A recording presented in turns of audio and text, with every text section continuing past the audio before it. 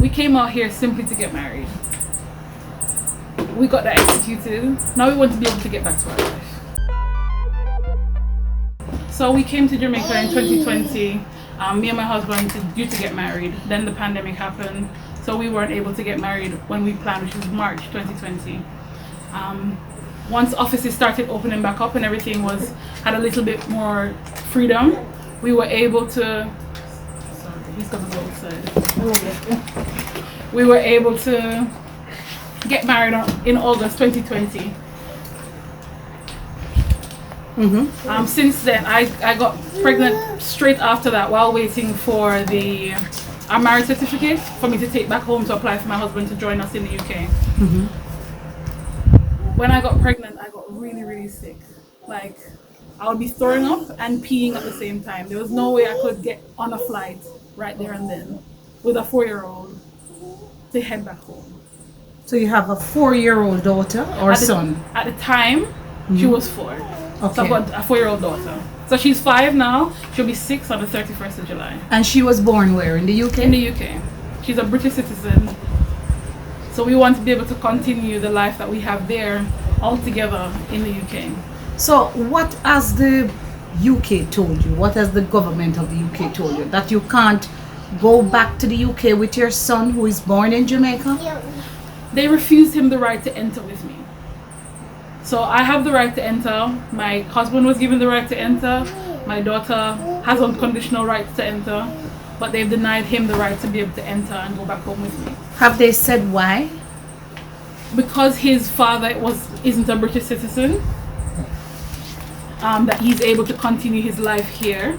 I mean, at the time when we did the application, he was 5 months old. So he had no life here. There was no life, there was no setup here for him. All of our life is in the UK. Myself, my daughter, our life is in the UK. And my husband just wants to be able to join us so that we can have our life together in the UK. Do you have family here in Jamaica? I have my mother-in-law who I live with right now. I have my brother-in-law who's also dying of cancer. I mean, there's no help out here for me. My mother-in-law spends all of her time, her money, her energy trying to help her son through cancer treatment.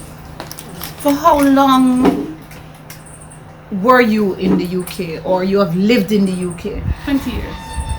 20 years? 20 years. So my entire life, I know nothing but the UK. I know nothing but life there. I know how life there operates. I know how to live my life there, how to feel safe there. Out here, I am so lost. So we went to the High Commission when he was about 5 months old. We went to the High Commission, to the gate, to see the High Commission, to speak with them. Now, we weren't able to speak to anybody. We were stopped at the gate by security guards and told that to be able to speak to the High Commission, we had to book an appointment. When we called to book an appointment, they said that the High Commission can't give us help, and the only one we can get help from is the UK government. We have to apply directly to the UK government to be able to get any help. Now the borders to allow UK flights back into Jamaica was open on May 1st. The day after he was born? After he was born. Okay. So you remained here for another 4 months? We got his birth certificate and tried to apply for a passport. We weren't given a passport. A UK passport? Yeah. Because if he was born in the UK, he would automatically been a British citizen. Right. We wouldn't be having this conversation if he was born in the UK. If I was able to go home, he would have been born there. We wouldn't be having this conversation right now. However, because of where he was born and the fact that both of his parents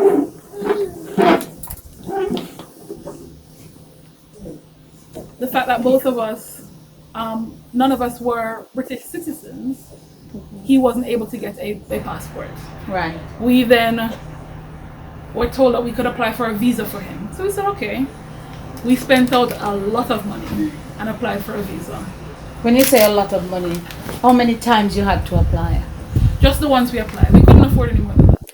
Okay. We're looking at $3,500 US to apply for a visa. For a visa. And we expedited the visa. We paid to have it to return to us as soon as possible. And what did they tell you? What did the counselors at the embassy say to you in refusing you a visa for him? They said that he was able to continue to live and study, specifically live and study in the UK. In the UK? In Jamaica. Oh, okay. So he was able to continue living and studying in here. And being at the time that he was only 5 months when we made the application, how was he able to study at that age? Who have you sought help from in the UK? So when this all happened, I called my immigration lawyer that I've used for years, and he recommended us to an appellate lawyer, someone who could do an appeal for us. So we lodged an appeal. That got us nowhere. We've been sitting here for months, and all they've done is exchange documents. The Home Office and my lawyers has exchanged documents, and nothing has happened. Now, one of my friends who knew someone who had gone through a similar case, but she was living in India, trying to get back home with her adopted child. She said to reach out to your member of parliament, they should be able to help you, and the mayor of our town. So I reached out to my MP and I reached out to my mayor. They both responded back, both wanted to really, really help.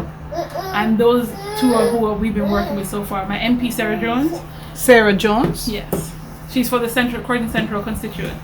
She we've been emailing back and forth every week, trying to get as much answers. For 4 months, however, the Home Office gave her nothing. Absolutely nothing. And it's not until recently she's starting to get some response back from the Home Office. And with all of this going on now, she's really just trying to put pressure as much pressure as possible on the Home Secretary for her to intervene and do something. Because it's not, you see, if it was just me and my husband, I could understand, but we have children involved in all of this. My 5-year-old, he's convinced that I'm never coming home. She told me, I said, do you think mommy's coming home? She said, I don't think so. She thinks I've abandoned her. I'm very lot. I miss my mommy very, very lot. Oh. Very, very, very, very much. Oh, you miss her very, very, very much. I was an event planner. So I did very large scale events, conferences for big companies. BSI was one of my main clients. The Jamaican High Commission, I worked with his wife, I did his ladies luncheon. The Barbados High Commission, I did their large scale events, their fundraisers. Those were all held where I used to work a Holiday Inn. So I did some very large scale events for very influential members of the Caribbean. And I love what I did and cannot wait to get back to it. I had a job offer from Ionian Weddings who wanted to launch in the Caribbean, but I've lost that job because I couldn't return in time to be able to get the job. My old employer, who is one of the oldest business in Croydon, Hewitt's of Croydon, they do school uniform across the south of London. They said to me, well, you've worked here for years, we know you very well. If you need a job, you have a job with us. Well, I was supposed to start on the 27th of June. They gave me that job offer in April. But you never anticipated you'd still be here at this Never time. anticipated. Tell us what it is what message you'd like to send to the Home Office. I need justice for my son. My son deserves to be with his family. He deserves to be raised in a family together. It's not fair to be breaking up families. You actually have a black father who wants to raise his child, and you're not allowing that to happen. A boy should be raised by his father. This injustice is bringing my son away from his father. Give my son the justice that he deserves, the right that he deserves to be raised by both his parents. How many years have you been with your husband? 10 years. 10. 10 years. It's been 10 happy years. This has been the hardest part of our 10-year relationship. He's my rock. You know, he's the one that keeps me strong.